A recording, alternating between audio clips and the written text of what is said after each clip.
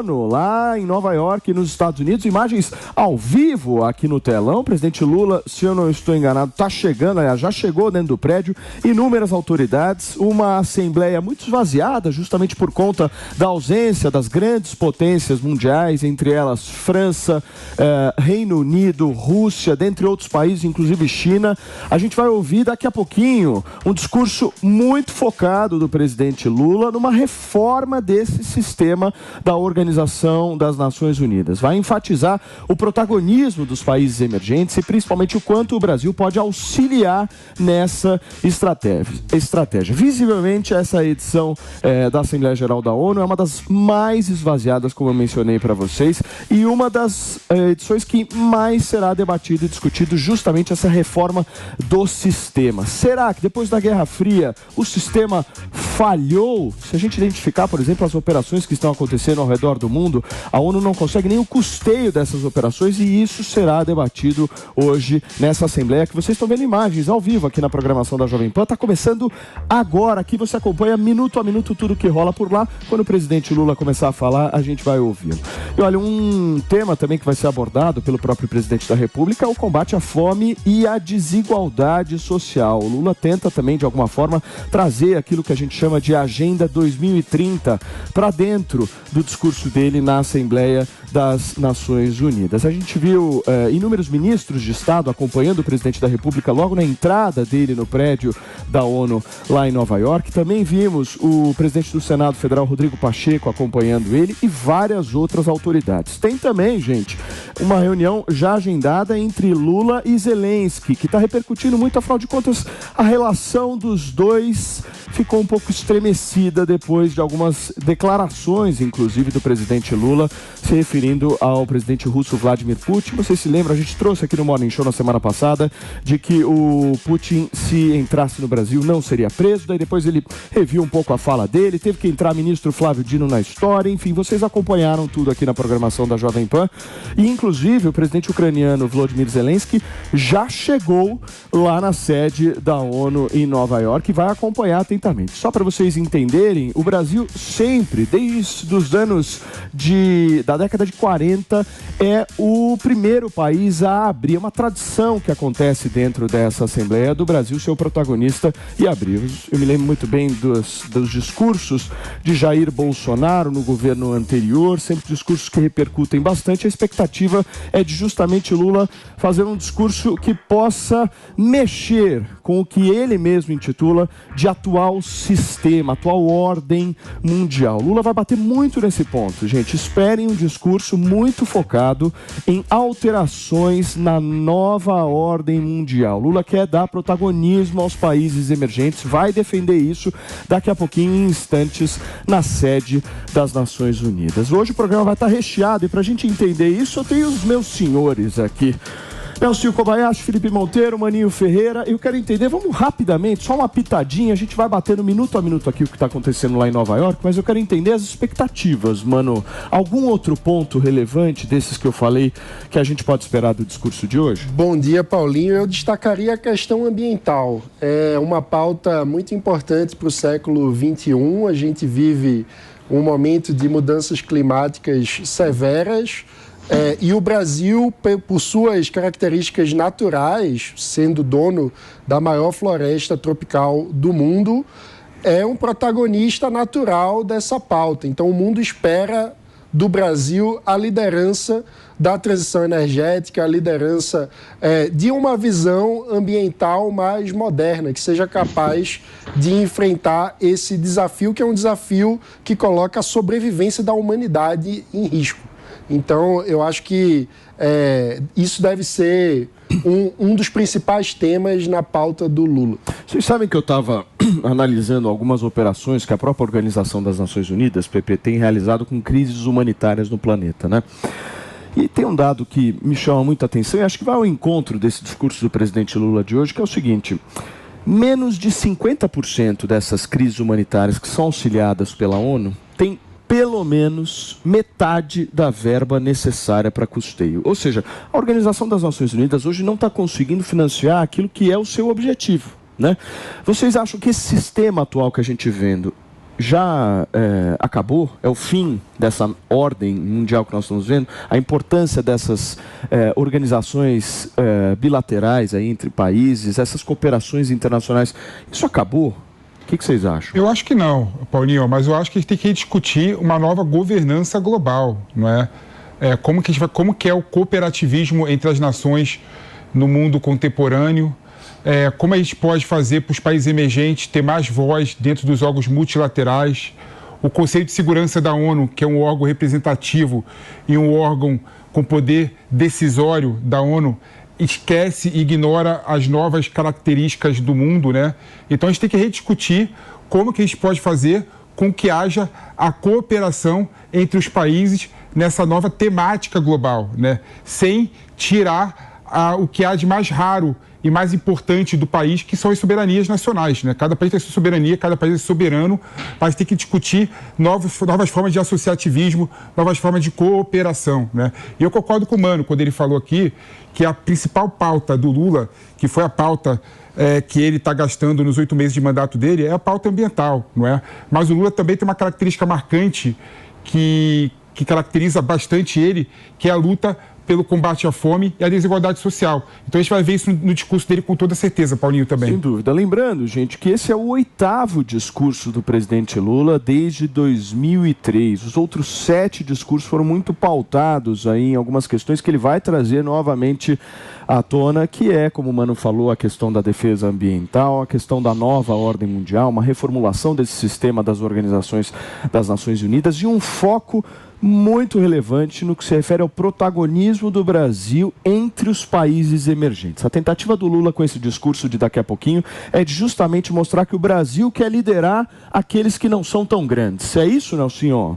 É isso aí, Paulinho. Bom dia para você, para todos os colegas aí hoje do Sofá e todos os nossos colegas que nos acompanham no Morning Show. Se o presidente Lula for seguir a cartilha do Itamaraty, ele vai começar falando que o Brasil está de volta para o cenário internacional, dando aquela cutucada no governo anterior, depois ele vai passar falando sobre a valorização dos países emergentes, em especial do sul global, vai passar pela questão das mudanças climáticas e aí vai fazer também um pedido para que os grandes países ajudem na questão do fundo da Amazônia, que é uma questão muito presente nos discursos do presidente Lula, e vai, imagino, encerrar falando sobre a questão da guerra na Ucrânia, pedindo paz, se colocando naquela posição de intermediador da paz entre os conflitos de Ucrânia e Rússia. Imagino que seja esse o caminho, se for seguir a cartilha do Itamaraty, porque os outros discursos neste ano que foram lidos seguiu mais ou menos essa linha aí. Perfeito, gente. E olha, uma pergunta que eu faço para vocês é o seguinte: vocês acham que a ONU hoje tem autoridade? Se a gente pegar, por exemplo, o discurso do Lula de 2003, ele estava falando dentro de uma organização que eu acho que tinha muito mais robustez do que tem hoje, ou não, Maninho?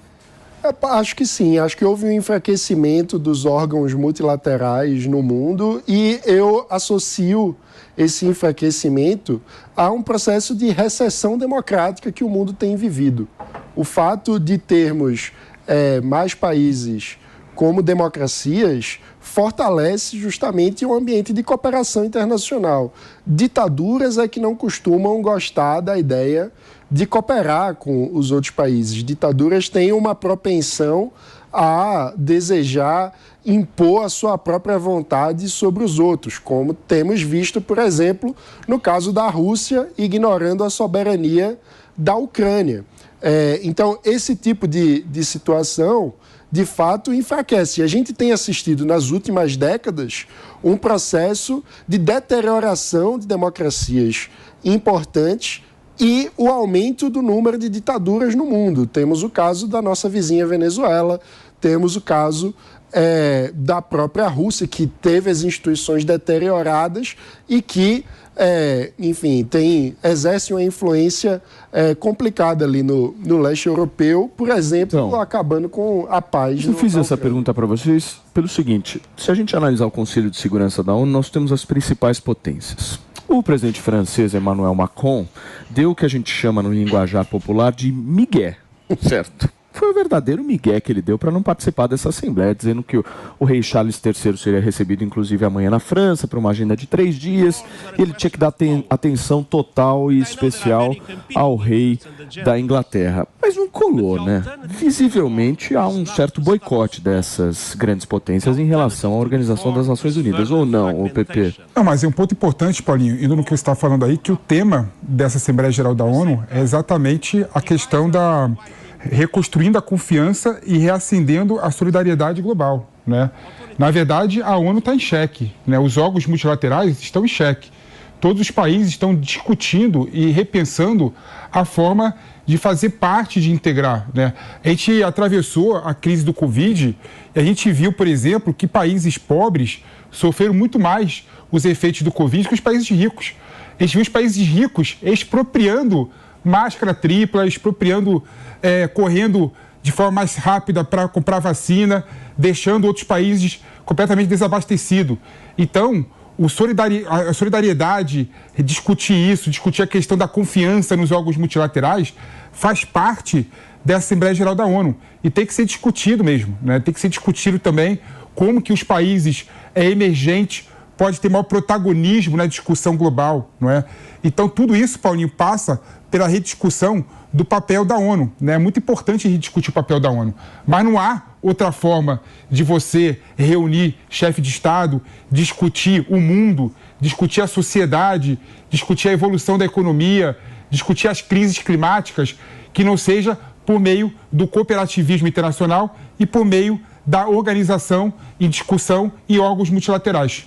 Agora, Nelsinho, a previsão, inclusive da apuração do nosso jornalismo da Jovem Pan, é de que Lula cite no discurso duas palavras, na realidade, que vão, obviamente, jogar todas as atenções aqui para o Brasil, que seria a extrema-direita. Vocês acham que o Lula vai politizar o discurso ou não, Nelsinho? Vai ser um discurso muito mais para fora ou para dentro?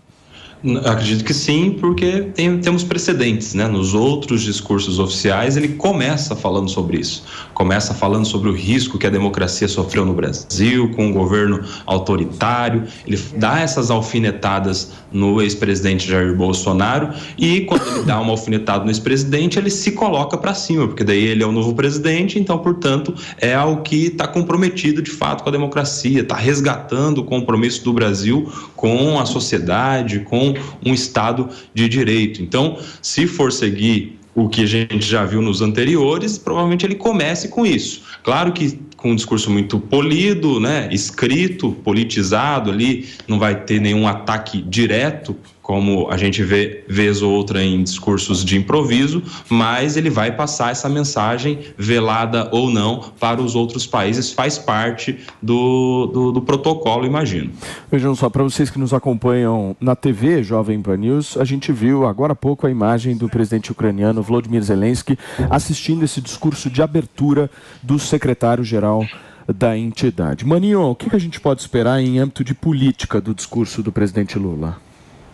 Olha, eu concordo com o Koba. Eu acho que é provável que ele dê uma alfinetada no Bolsonaro falando sobre a importância de restaurar a democracia no Brasil, de revigorar a democracia. Eu imagino que tenha algum tom nesse sentido, ou seja, que ele tente usar algo que passa por valores e valores que são valores do Brasil, né?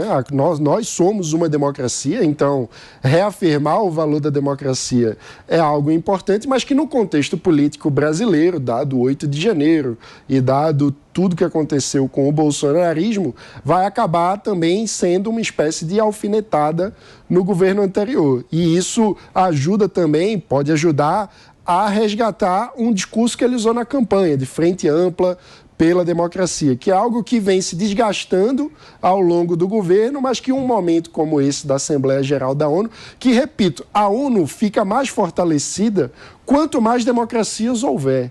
E ela acaba se enfraquecendo num contexto de ascensão de ditaduras. Então, a reafirmação da democracia é um valor importante para a ampliação da cooperação internacional. Agora, se a gente for analisar, tanto Lula quanto Bolsonaro têm um discurso muito semelhante no que se refere à guerra entre Rússia e Ucrânia, né? Ambos, de alguma forma, tentaram ficar ali num equilíbrio extremamente difícil. Mas passaram um paninho, né? De não vermos o Brasil condenando frontalmente as invasões em relação à Rússia e nem muito menos compactuando com as sanções econômicas impostas pelos Estados Unidos ao país. O Brasil fica naquele famoso em cima do muro, Mano Feira, que é o que você ficava no ano passado, não era?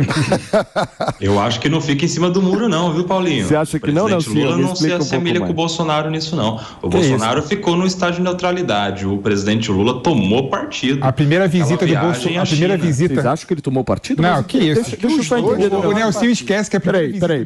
Deixa só o Nelsinho terminar o raciocínio dele, porque eu quero entender onde o Lula tomou partido, Nelsinho. Tomou partido quando ele fala, por exemplo, que a culpa da guerra é de Rússia e Ucrânia. Então ele está colocando na conta da Ucrânia uma culpa que ela não tem. Ele toma partido quando ele faz um aceno muito mais pró-Rússia, pró-China, que é a parceira da Rússia nessa questão nos conflitos internacionais. Tanto que ele foi confrontado quando ele esteve na Europa.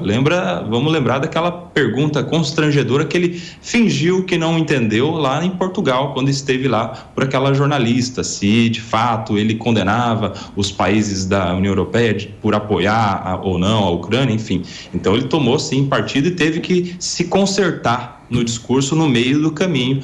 Passou por algumas situações constrangedoras que poderia ter evitado. Muito bem. O Bolsonaro também sinalizou. É impressionante que o Nelsinho esquece que quando teve a guerra da Rússia com a Ucrânia, a primeira visita do Bolsonaro foi à Rússia e o Bolsonaro falou explicitamente que nós somos solidários à Rússia. Não querem, de alguma forma, publicamente se manifestar. Em cima do muro em termos, porque os dois flertam com a Rússia. Flertam, mas não compactuam também com os Estados Unidos, né? Declaradamente, nenhum dos dois apoiou as medidas que os Estados Unidos fizeram. Então, porque são mais para a Rússia e não... Não, assim, a dependência da economia do Brasil é muito mais forte na Rússia do que na Ucrânia, né? Mas agora, por uma questão humanitária, por uma questão de justiça, né, não tinha outra forma do Brasil que não seja se colocar contrário à invasão da Rússia à Ucrânia. E a tradição diplomática brasileira exige isso. Este nosso programa precisa de um perfume um pouco melhor, uma alma feminina. Por isso que eu tenho a alegria aqui de trazer para a nossa conversa a Luciana Nepomuceno. Fala, Lu, direto de Belo Horizonte. É isso? Belo Horizonte, né, Lu? Seja bem-vinda.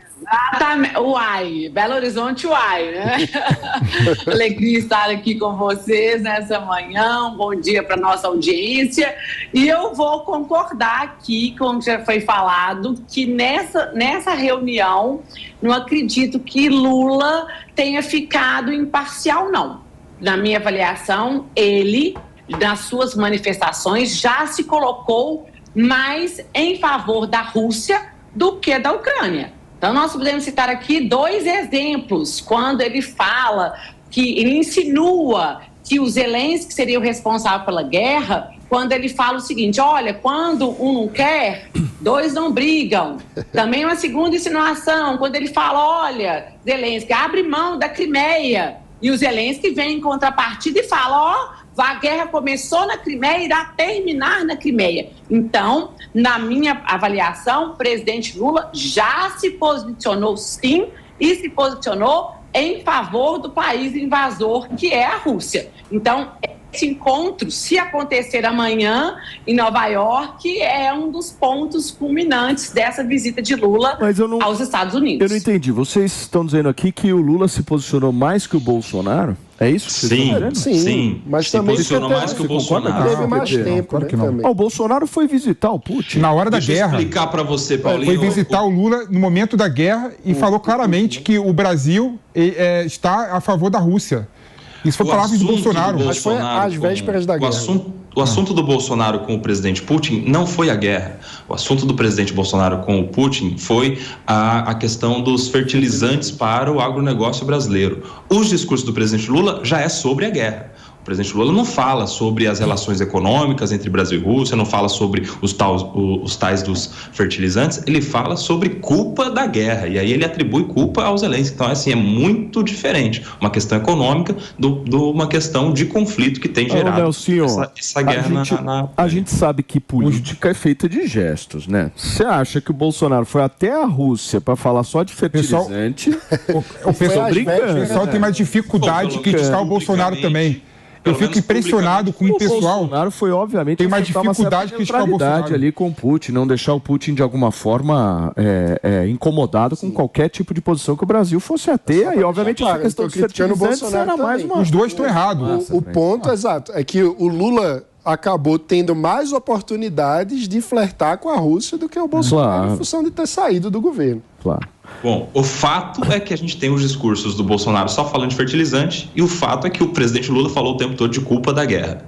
Essa é a questão. Agora, o que aconteceu que a gente não viu... O Bolsonaro até insinuou que teria sido capaz de adiar a guerra quando foi lá, porque o Bolsonaro visitou o Putin logo antes, né, da guerra, quando estava na iminência, quando o mundo todo já sabia das movimentações militares da Rússia. O Bolsonaro foi lá visitar o Putin pessoalmente e voltou. Ele menciona a guerra quando volta, meio que dizendo como se fosse um promotor da paz. Deixa eu passar a palavra para a nossa querida Luciana Nepomuceno, que hoje está participando da programação da Jovem Pan, no Morning desta terça-feira. Ô Lu, antes de você entrar, não sei se você ouviu a nossa conversa sobre a questão da legitimidade ou não que a ONU possui hoje, né?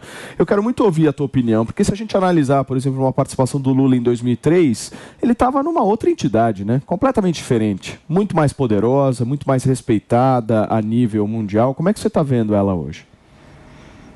Bom, agora nós temos um novo contexto, porque nós estamos agora o presidente participando do seu terceiro mandato e com a intenção dele se projetar como esse representante, essa liderança dos países, vamos chamar assim, emergentes. Então, ele vem, e eu ouvi vocês falando antes de eu entrar aqui no programa, que ele vem com uma pauta de fome, de desigualdade, combate à desigualdade climática, mas com esse propósito, sim, de projeção. E trazendo todo um discurso que, com certeza, vocês falaram aí, mas eu acredito, também concordo com vocês, que o discurso vai ser para mostrar as novas diretrizes desse atual governo, fazendo um contraponto com o governo do seu antecessor, do ex-presidente Jair Bolsonaro.